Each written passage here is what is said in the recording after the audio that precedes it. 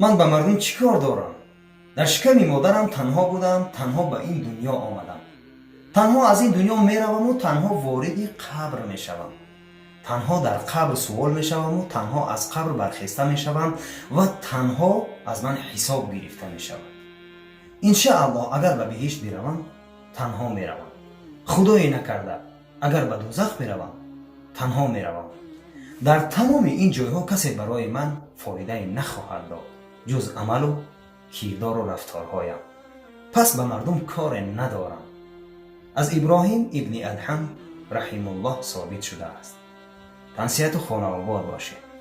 السلام علیکم. من فيض مولانا الغفور قرآن رب العالمين جاء لنا نبراس نور فيه السعادة واليقين.